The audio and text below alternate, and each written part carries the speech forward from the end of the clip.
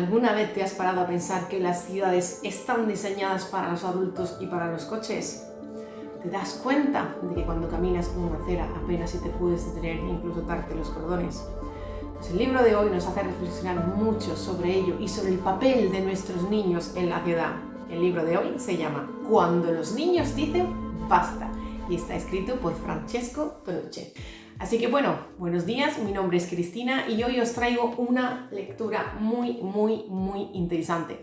Al menos a mí como mamá me ha abierto mucho los ojos e incluso como adulta me atrevería a decir. En este libro Francesco nos explica el punto de vista de las ciudades y el día a día de nuestros niños, ¿no? Que parece que se nos ha olvidado cómo jugábamos nosotros, las oportunidades que teníamos nosotros desde más pequeñitos, y tal vez sea porque yo soy de un pueblo más pequeño y una gran ciudad, pero yo sí que tuve la oportunidad de vivir muchas de estas cosas que nuestros pequeños a día de hoy no pueden vivir. Pues este libro arranca con una introducción en la que nos dice que qué sería del mundo si los niños de verdad se plantasen y se les escuchase aquello que es lo que piden y aquello que es lo que necesitan. Pues muy bien, ¿dónde empezamos? Pues empezamos diciéndonos que uno de los derechos que tienen nuestros niños es al juego, y así lo recogen los estatutos de los derechos fundamentales de los niños. Es un derecho, por no decir prácticamente una obligación social, que los niños pudiesen jugar. Y sin embargo, cuando nos paramos a mirar nuestras ciudades, apenas si hay sitios, y como bien dice y nos lanza una pequeña reflexión el autor, están obligados a jugar en esos espacios. A mí me chocó mucho la típica llegada a una plaza, ¿no? Y viniendo de un pueblo tan pequeñito, y donde lo primero que te encuentras muchas veces es un cartel donde dice prohibido jugar a la pelota. Y eso es algo que, claro, a mí me chocaba mucho, ¿no? Porque decía, a ver, si en la calle obviamente no se puede jugar porque son para los coches las calles, las aceras ni mucho menos, porque es raro encontrar una acera. Si no, os invito a quien haya tenido un carrito con un bebé, ya un 50% de las aceras de muchas ciudades ya no puedes ni pasar con un carrito, ¿no? O incluso una maleta si vas a una estación de autobuses a veces, ¿no? Y me ha hecho mucho que reflexionar este libro. ¿Por dónde empieza? ¿Dónde se puede jugar? ¿Dónde se puede jugar? O sea, si soy un niño, ¿dónde puedo jugar? Pues lo típico, pues te vas a un polideportivo, ¿no? O te vas a una plaza o un parque, tiene que ser un parque, pero si miramos la cantidad de niños que hay o la cantidad de parques que hay por ciudades, es una locura, los espacios tan pequeñitos que se dedican para que ellos puedan jugar. Cuando lo bonito, ¿no? Uno de los recuerdos más bonitos que tengo yo de mi infancia es poder jugar a pie de calle, poder jugar en la calle que había justamente al lado de mi casa, junto con mis primos y junto con mis amigos, y es un recuerdo maravilloso, ¿no? O sea, el poder hacerlo a pie de casa, mamá, ahora voy, estoy jugando a la pelota con los primos ahí al lado, y es una pena que eso se haya perdido y que, bueno, quien tiene suerte se desplaza unos 10-15 minutos andando y puede llegar a un sitio para jugar, ¿no? Pero, ¿qué sería de este mundo si tuviésemos en cuenta a los niños como parte de esta sociedad? No nos damos cuenta, pero las ciudades se hacen pensando solo en los coches y solo en los adultos. Es más, aquí Francesco nos dice cómo incluso nuestros mayores estarían muy ligados a ese olvido, ¿no? Como le ocurre a los niños. Voy a poner, es uno de los ejemplos que se citan en el libro, y es como un paso de peatones. O sea, aquí en Denia, sin ir más lejos, hay pasos de peatones que son imposibles de cruzar por nuestros mayores. O sea, no da tiempo, tienes como 5 segundos para cruzar una calle, a veces incluso de 4 carriles, y es inviable que un niño o una persona mayor o incluso una persona que tenga una movilidad reducida que pueda hacer esa distancia en el tiempo que establece el semáforo, ¿no? Entonces, esto está pensado para que los coches circulen lo más cómodo posible, que la gente pueda aparcar en su casa, que no tenga que caminar mucho, y sin embargo nuestros niños, ¿a quién se le ocurre que tu hijo pueda ir solo, por ejemplo, ¿no? al colegio? Yo iba sola al colegio y al instituto porque era seguro, pero a día de hoy, con el diseño que tienen nuestras ciudades, no es seguro para un niño, ¿no? Así que empieza viéndolo desde ahí. ¿Qué dirían nuestros niños si les preguntásemos sobre qué es lo que necesitan? Pues mira, es muy curioso porque ellos lo primero que nos dicen es: no tenemos sitio para jugar. Y claro, los adultos podemos decir, bueno, ¿y los parques? Y dice, ya, pero ¿y si a mí me apetece quedar con Pedrito, que es mi vecino de enfrente y con el que quiero jugar? ¿Por qué no puedo jugar en la calle? O sea, no puedo jugar en la calle, no me puedo parar en una acera porque voy a entorpecer el paso, porque la gente me va a decir que me quite de ahí. O sea, queremos más sitio para jugar. Y es verdad, o sea, que las aceras se hiciesen más grandes, que las comunidades de vecinos o bien las grandes fincas de pisos pensasen en ese espacio para que los niños puedan quedar para jugar, ¿no? Esto sería muy interesante. ¿Qué más lo que nos dicen? Que jugar debería ser gratis. Mira, dentro del libro se recoge una experiencia, ¿vale? Si no recuerdo mal, el sitio es, a ver que lo tengo por aquí, creo que es Fano, es una ciudad en Italia donde esto ya se ha estado llevando a cabo, incluso en diversas ciudades a nivel europeo, donde este proyecto ya está siendo una realidad, donde los ayuntamientos, donde se está escuchando de verdad, hay consejos de niños que dan su voz a las necesidades suyas y de sus compañeros, y eso se lleva a los plenos del ayuntamiento, eso es escuchado de verdad. Y estos niños que nos dicen que jugar debería ser gratis. Si os paráis en las grandes ciudades, los niños sí que están estas instalaciones deportivas, estas macroinstalaciones, pero hay que ir pagando. ¿Por qué se tiene que ir pagando si jugar es un derecho fundamental de los niños? ¿Por qué tienen que pagar? Entonces lo que se ha ofrecido en estas ciudades como solución es X horas del día o a la semana que es gratis. Por ejemplo, vamos a poner un gimnasio, ¿no?, que tiene su piscina, que tiene su polideportivo, que tiene su campo de fútbol, su campo de pádel.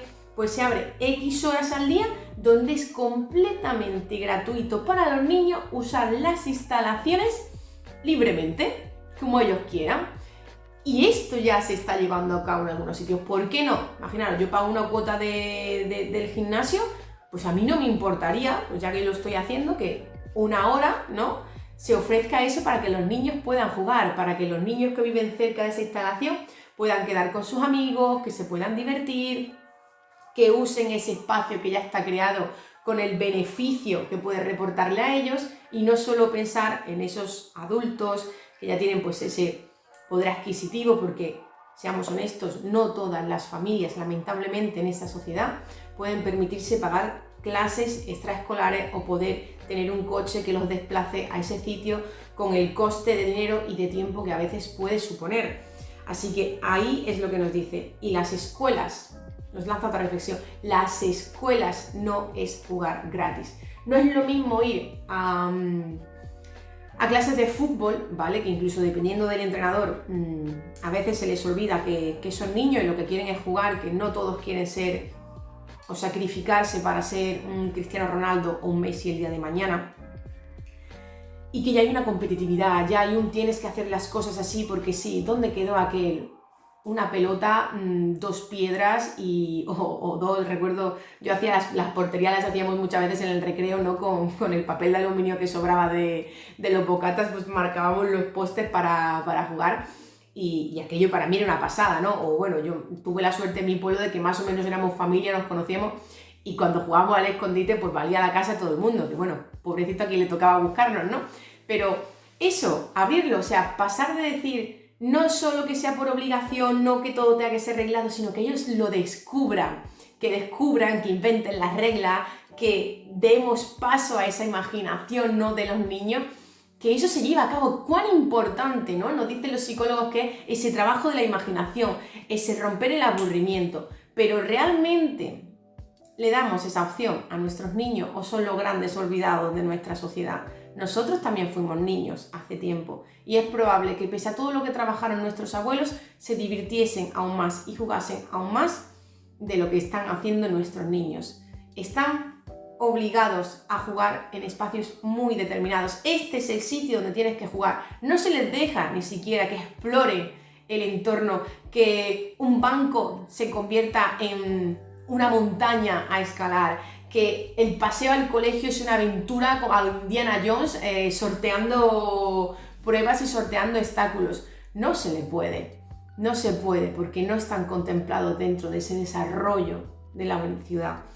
¿Qué más decirle? Dedicar un día para jugar. Esto es muy bonito, se nos cuenta la experiencia de Rosario, donde se vio que se les dejaba a los nenes que ellos tomasen sus propias decisiones, ¿no? Se hizo un estudio muy curioso donde se veía pues un grupo de niños que estaba jugando con sus mamás y era como, no te alejes más de aquí, no hagas más tal cual, ¿no? Me ha hecho mucho reflexionar yo sobre mi propia experiencia, ¿no? Que es verdad que es un poco así.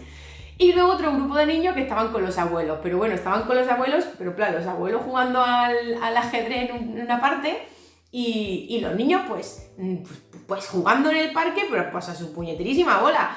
¿Y qué fue lo interesante? Que en realidad, mientras unos estaban como muy, muy bajo supervisión de su madre, ten cuidado, no hagas esto así, no hagas tal, los otros que iban a su bola, al final por su propia experiencia, descubrían cómo tenían que hacer las cosas y que bueno, aunque me tire de cabeza al revés del tobogán, ya sé cómo hacerlo para no dejarme los piños la siguiente vez que lo haga. Y se veía que ese espacio compartido entre abuelos y nietos era como incluso más saludable, ¿no?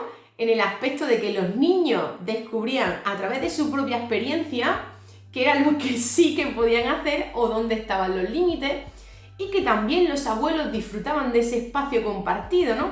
Que sí que estaban ahí, pero lo vivían de una forma diferente, ¿no? A los niños les daban esa libertad, los abuelos se sentían acompañados al mismo tiempo, y cómo era muy interesante esa coexistencia, ¿no? Entre nuestras personas mayores y nuestros niños. De hecho, es algo que se comenta a lo largo del libro, cómo esos dos extremos al final se acaban uniendo mucho, donde si lo pensamos de forma coherente, un trayecto seguro para los colegios, para nuestros niños o para su vuelta a casa, también sabemos que probablemente va a ser un trayecto seguro para una persona mayor, ¿no? Que también pues tenga esa movilidad reducida, que no pueda caminar tan pronto, también pueden disfrutar de esas charlas, ¿no? De que el abuelo le cuente sus batallitas cuando era pequeño, con qué se entretenía. Nuestros abuelos estarían más contentos y nuestros niños también se verían de alguna manera apoyados, ¿no? Por ellos, compartidos, mucho más escuchados, que a veces los adultos no tenemos ese tiempo para ellos, o ese afecto, ese estoy contigo, pero te dejo explorar el mundo, ¿no? Ahí a veces a los mayores nos cuesta un poquito más. ¿Qué más lo que nos dice? Eso, haciendo hincapié en uno de los proyectos más importantes, ese de que caminen, de que se fomente el que puedan ir a pie. Esto a mí me suena, por ejemplo, que en Sevilla, e incluso aquí en mi ciudad lo querían poner, el trayecto seguro a los colegios, que fuese un principio. Comenta alguna historia como el caso de Venecia, ¿no?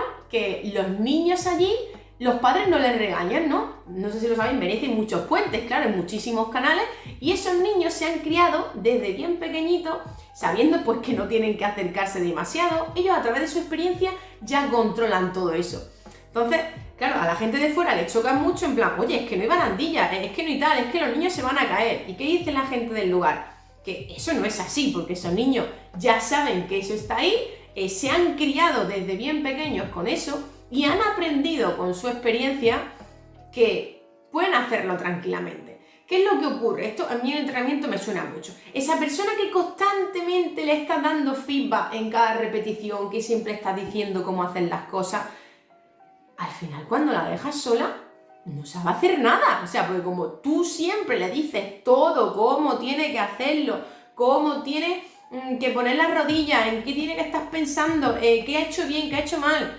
Cuando la dejas sola se siente completamente desamparada y no tiene recursos. Sin embargo, la persona que va descubriendo el mundo a través de su experiencia, que se equivoca, que sus errores le van dando esa información, esa persona es la que crece, la que llega más lejos, la que luego tiene mayor independencia y tiene más recursos para resolver los problemas.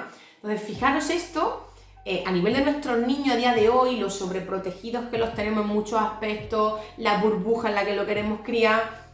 Claro, ellos tienen, igual que nosotros, que pelear sus propias batallas, tienen que equivocarse, tienen que caerse, porque ahí es donde más aprendemos en la vida. Y creo que esto nos ha pasado a todos, ¿no? Son las situaciones difíciles las que más nos ha enseñado. Entonces, uno de los proyectos hacía una especie de estudio entre niños que iban siempre por el mismo camino al colegio y niños que sus padres les decían, venga, va, vosotros vais al cole y decidís por dónde ir, ¿no? Y el caso de una chica, ¿no? que cada día para ella era como una aventura ver cómo llegar a casa, ¿no? Y esa emoción, y esa intriga, es incluso relacionarte con los vecinos para ver dónde queda mi casa, porque estoy desorientado. Pues dentro de ese proyecto había sitios donde se estaba intentando llevar esto a cabo, que los niños fuesen desde sus casas solos al colegio. ¿Aquí qué se pedía? Pues se pedía un poco de ayuda a los establecimientos en caso de que viesen pues algún niño desorientado, perdido y demás. Y es muy bonita la historia, ¿no? Porque se ve que en cada establecimiento se colocaban como una especie de pegatinas para que en caso de que algún niño estuviese desorientado, perdido, necesitase ayuda, supiese que en ese lugar era como un local seguro donde podía ser ayudado y acompañado en ese trayecto. Y la verdad es que me pareció súper emotivo. Ese proyecto se llamaba Vamos solos a la escuela. Muy bonito, la verdad es que yo lo recuerdo. Me hacía sentir muy segura de mí misma, como con mucha confianza, ¿no? Mis padres confían en mí para ir sola al colegio cuando yo iba sola con mi hermana, ¿no? Como la acompañaba, pues un trayecto a lo mejor, pues no sé, de 1,5 kilómetros, 2 kilómetros hasta el colegio, y lo recuerdo bonito, ¿no? Como me siento mayor, confían en mí para hacer esto, había veces que yo misma cambiaba, ¿no? Pues hoy mi amiga va por aquí, pues venga, yo te acompaño a casa, cambiábamos la ruta, ostras, pues nunca había pasado por aquí, mira qué chulo, mira qué tal, ¿no? Y era una experiencia maravillosa, la verdad, el vivirlo así, y ojalá que nuestros niños pues puedan hacerlo, ¿no? Otra de las cosas que decía este proyecto de a pie, de que ellos pudiesen ir caminando, como bien comentaba ese otro de decir, dejar unas horas libres, gratuitas, para que los niños utilizasen las instalaciones deportivas, por ejemplo. Otra de las cosas que se proponía era una tarde libre a la semana, dejar las calles para el uso de los niños, ¿no? Pues pongamos un ejemplo, los miércoles por la tarde, a lo mejor esto puede ser por distritos, ¿no? Pues yo sé que igual que hay mercadillo, pues los miércoles por la tarde, este barrio está cerrado para que los niños puedan salir a la calle y jugar. Y mira, yo la verdad es que me emociono porque uno de los recuerdos más bonitos que puedo tener yo, antes de que se llenase de coches mi pueblo también, era jugar con mis padres en la calle, ¿no? Cuando mis padres tenían una tarde libre y se bajaba mi padre y mi tío se ponía en la otra portería y a veces los padres también se picaban con los equipos de los niños y la verdad es que, mira, precioso. Si somos un poquito menos egoístas y pensamos en ellos y no solo en quiero llegar y aparcar en la puerta de mi casa o por qué va tan lento el tráfico, al final nos podemos hacer a todo. Yo creo que nos acostumbramos a todo. Pero vivimos en esa era de la comodidad y demás, donde yo aquí lo he visto, ¿no? Que peatonalizan una calle y todo el mundo pone el grito en el cielo cuando en realidad solo vas a caminar 5 minutos más para ir a tu casa y no se piensa en que eso puede ser un entorno seguro para esa familia, en que nuestros mayores también pueden estar más tranquilos, en que nosotros como padres, ¿no? Podemos disfrutar un poquito más de nuestros hijos. También nos da ciertas cosas, ¿no? Cuando vemos un poquito más allá y no somos tan egoístas, la verdad es que yo creo que de estas cosas podríamos salir ganando todo. Otro de los proyectos que se cita es la importancia de la bicicleta, ¿no? El caso de Ferrara, que es una ciudad italiana donde el 90% de los vehículos que hay son bicicletas. Se hizo un proyecto muy ambicioso desde ese ayuntamiento para promover ese uso de la bicicleta y como bien comprenderéis, al haber más bicicletas hay menos automóviles y al haber menos coches, ese entorno es mucho más seguro. Aparte de más sano, ¿no? Con toda la repercusión que conlleva el hecho de hacer los desplazamientos en bicicleta o andando en lugar de hacerlos en coche. Entonces, son gente mucho más activa, son calles mucho menos transitadas, donde las personas pueden tener mucho más espacio para moverse, para poder jugar nuestros niños, para poder ir varias personas, no por una misma acera. Entonces, la verdad es que me pareció muy bonito. Otra de las cosas que tenemos que tener en cuenta, ¿por qué sería tan importante escuchar a nuestros niños? Porque al igual pienso yo que el voto de los ancianos, ¿no? De esa tercera edad, con esas pensiones y demás, se dan en cuenta, ¿por qué no se escuchan las voces de esos niños? ¿Qué pasa con esos niños y con esos adolescentes que también son parte de nuestra sociedad, que también tienen su lugar en nuestro mundo? Y es que las ciudades son parte del mundo. ¿Por qué no crear aceras para la familia? ¿Por qué tengo que meter muchas veces a mi hija en un rellano de una finca para poder atarse los zapatos? Porque es que no hay sitio en la acera para poder hacerlo. Pensar en aceras para la familia, donde los niños se puedan parar, donde incluso las personas, ¿no os ha pasado nunca que ves a un conocido en una acera y estás como desubicado porque ni siquiera te puedes parar con alguien a hablar una acera de lo estrechas que son a veces, o de la cantidad de tránsito que hay por esa acera que a veces, en ocasiones, no da abasto para esas personas y que no nos deja ni siquiera un sitio tranquilo para poder hablar, para poder encontrarnos, para poder compartir experiencias y mucho menos imaginaros, pues, para que nuestros niños jueguen, ¿no? Hacerlas las calles más bonitas, ¿no? ¿Qué dicen esos niños cuando se les pregunta? ¿Qué quieren sitios para jugar? ¿Qué les gustaría que si Pedro iba al lado de mi casa, pues que hubiese algún sitio cerca de nuestra casa? Que ya que están tan juntitas, que hubiese algún sitio donde pudiésemos jugar juntos. Que las calles sean bonitas. No piden mucho muchas veces, o sea, escucharlo a veces no es tan complicado y creo que nos ayudaría mucho. Calles bonitas, aceras grandes, que se nos den y muchas plazas. Esto es una cosa que me gustó mucho, porque es verdad que de las cosas que más recordamos son esas plazas grandes que eran el punto de encuentro entre amigos, incluso adolescentes, ¿verdad? ¿Dónde acabamos, no? O sea, yo en mi época universitaria no recuerdo de unos sitios de mayor encuentro, eran esas plazas durante la noche para los jóvenes, pero que muchas veces en esas medias tardes y demás eran los niños, incluso nuestros mayores, las que la ocupaban. Pues hagan plazas, hagan muchas plazas donde no pasen los coches, donde las personas puedan disfrutar de ellas.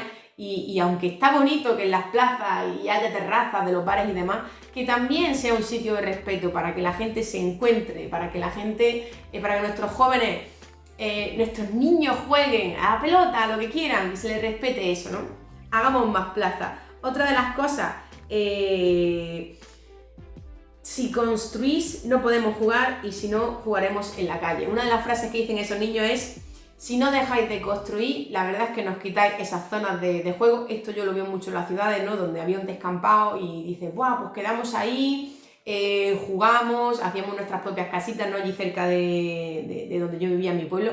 Pero claro, el mundo de la construcción llegó a todas partes y esos terrenos fueron desapareciendo, ¿no? Aquellos árboles donde nosotros intentábamos hacer una pequeña cabañita al lado de casa, todo aquello se acabó fumando, se acabó convirtiendo en edificios de piso y demás. Yo misma he ido viviendo a lo largo de mi infancia y mi adolescencia cómo todo eso desaparecía, como al final mis primos pequeñitos ya era peligroso salir con ellos a la calle, ¿no? Donde ya tenía que estar alguien adulto controlando que no viniese ningún coche que sin mirar fuese a cruzar demasiado rápido por nuestra calle, que aunque era muy secundaria, pues ya pasaban coches y la verdad es que fue una pena, ¿no? Entonces, estos niños, ¿qué nos piden? ¿Qué nos piden esos niños? Quieren plazas, quieren sitio donde poder jugar, quieren esas aceras anchas para la familia, quieren que las cosas se hagan con un poquito más de sensibilidad, que sean un poquito diferentes y más respetuosas con el entorno. Al final, lo que ellos piden, yo creo que también nos acaba beneficiando a los mayores. Otra de las cosas que nos dicen este libro es que los niños deberían votar. Os lo comentaba antes, ¿no? Igual que votan nuestros mayores, deberían tener unos representantes, un concejal representante que dijese aquello que los niños quieren. De hecho, en este proyecto, los niños tienen ese concejal representante y tienen ese espacio para comunicar aquello que les gustaría ver que se cambiase. Tienen incluso carteles, ¿no? Con los que hacen esas reivindicaciones, ¿no? Pues queremos más plazas y se ven carteles, ¿no? A lo largo de la ciudad, donde los niños hacen ese llamamiento, aquello que están buscando, para hacérselo llegar al resto de ciudadanos, ¿no? Ellos también son nuestros ciudadanos. Una de las cosas que nos dice es que esto nos podría ayudar a que los adultos recuperemos nuestra infancia, a que nos volvamos un poquito más humildes, que escuchemos a los niños, que recordemos aquello que hemos vivido y que creo que nuestros niños también tendrían derecho a poder vivir. Muy importante, un papel que me ha hecho reflexionar también bastante y es el de nuestras escuelas, donde a veces, aquí yo también como educadora, ¿no? Pienso mucho en ello, en el rol de los profesores en todo esto, en cómo a veces a los profesores no les dejan trabajar esos valores mínimos, ¿no? Como ciudadanos, en dejar que los niños, acompañarlos más en ese descubrimiento. Cómo a veces esos currículum tan cerrados, tan cuadriculados, obligan a los profesores a seguir unas pautas que luego poco tienen que ver. ¿Quién no ha sentido que está estudiando cosas que no sirven para un pimiento en su día a día? Entonces, se lanza ese proyecto de escuelas que no sean escuelas, que acompañen a los niños en su descubrimiento, que los dejen explorar, que los dejen por sí mismos equivocarse. A mí a veces incluso con mis alumnos me gusta, ¿no? El típico que me dice, no, pero corrígeme, no, explora tú, o sea, quiero que veas la diferencia, quiero que primero tú pruebes este ejercicio, este movimiento, que tu cuerpo te diga cómo puedes hacerlo y luego yo te voy guiando, ¿no? Pero me gusta un poquito dejar a veces que mis alumnos aprendan a base de su experiencia, no solo digo, ya está el Instagram, ya está YouTube para gente que imita, digo, yo os quiero hacer pensadores, quiero que reflexionéis, quiero que exploréis vuestro cuerpo, vuestro entorno.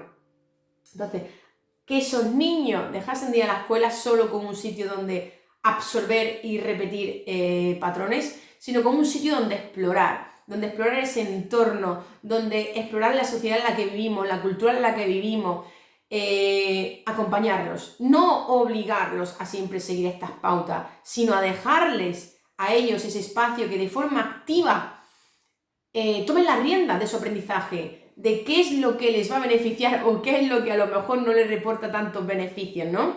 Que aprenda por qué cruzar el semáforo en rojo puede ser peligroso o por qué saber contar es importante, ¿no? Pues imagínate que jugamos a las tiendas y yo, si no sé contar bien y soy el dueño de la tienda, al final pierdo dinero, ¿no? No podré pagar mi comida, no podré pagar el alquiler, todas estas cosas, ¿no? Que vean la responsabilidad de su entorno. Luego, cómo no, decirnos que los niños tienen que jugar. Esto es muy redundante a lo largo del libro, porque jugar es aprendizaje. De hecho, esto en psicología se utiliza bastante, ¿no? Para saber cómo un niño tiene la relación con sus padres o con su entorno. Vamos a jugar a los papás y a los mamás. Y esto nos dice mucho de la experiencia del niño a lo mejor en su casa, pero también les enseña cómo hacerlo, ¿no? Ellos mismos a través del juego de, venga, le vas a dar de comer al niño, ¿qué tiene que tal? Pues mira, primero se le prepara la comida, luego se le da, luego tal, ¿no? O vamos a jugar a conducir un coche, ¿qué es lo primero que hace falta? Bueno, pues primero un coche, luego ¿qué nos hace falta? Pues la llave para arrancar el coche, y cuando la arranco, ¿qué tengo que hacer? Pues voy caminando por la carretera, voy conduciendo, estas cositas. Hay que dejarles tiempo libre, para que ellos experimenten, para que ellos jueguen, para que se relacionen con otros. Y una de las cosas más importantes, que si esto se lleva a cabo de verdad, escucharles de verdad. No hacer como que se les escucha y luego no tenerlo en cuenta. Escucharlos de verdad, de verdad.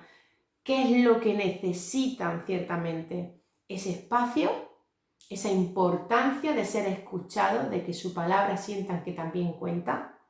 Luego decimos que nuestros niños no se comunican con nosotros, pero ¿de verdad les escuchamos cuando llega el momento? ¿O simplemente hacemos como que les escuchamos? Así que todo esto va a eso mismo, ¿no? A decir que los niños deberían de tener ese espacio para ellos. Esto les va a ayudar a sentirse responsables de aquello que comunican, porque hablan por sí, por sus amigos y por sus compañeros cuando comunican esto. Ese consejo de niños que ya existe en estas ciudades, que se va cambiando a lo largo de los años, donde a cada año se le va dando la oportunidad a nuevos niños que expresen sus deseos, qué es lo que necesitan, que buscarían que existiese la figura de un alcalde para los niños, que nos daría una mejor visión integradora de la vida y que valoraría a todos sus ciudadanos. Recordemos que nuestros niños son ciudadanos.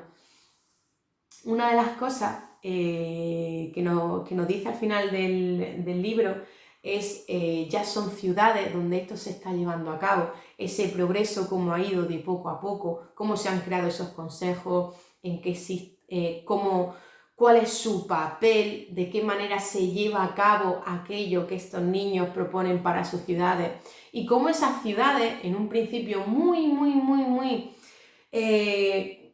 rechazaban tanto, ¿no? Este papel de ¿y por qué vamos a cerrar la calle? ¿Y por qué ahora los coches no pueden pasar por aquí? Esas mismas ciudades, años más tarde, que poco a poco se han ido adaptando a esas demandas, están tremendamente agradecidas de haber hecho el cambio.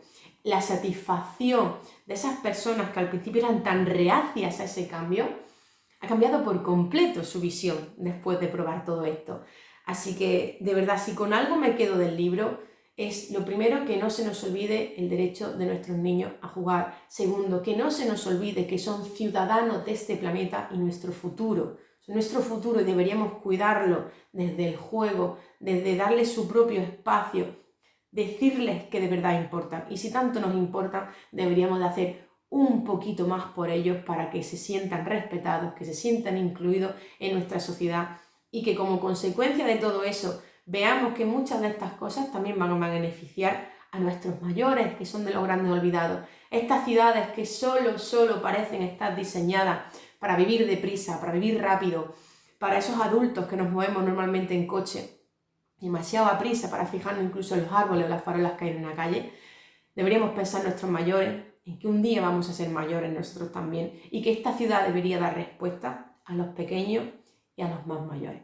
Así que bueno, espero que os haya gustado el resumen. Lo bonito de todo esto, de este libro, es que esto ya se está llevando a cabo en algunas ciudades y yo confío de corazón y pelearé si así es, para que se lleve a cabo en la mía, para poner mi pequeño granito de arena, ser menos egoísta y pensar más en nuestros pequeñitos y en nuestros mayores. Por cierto, quiero comentarte que si eres una persona que le gusta aprender y quieres mejorar tu velocidad de lectura, así como tu comprensión, este botón de aquí abajo, el que pone ver más, te interesa. Básicamente porque tenemos una formación en la que en solamente 2 horas te ayudamos a multiplicar por 4 o por 5 tu velocidad de lectura y además multiplicando tu comprensión. Tiene un precio de 197 euros, pero ahora mismo lo tiene durante 24 horas por un precio solamente de 11 euros, así que aprovechalo.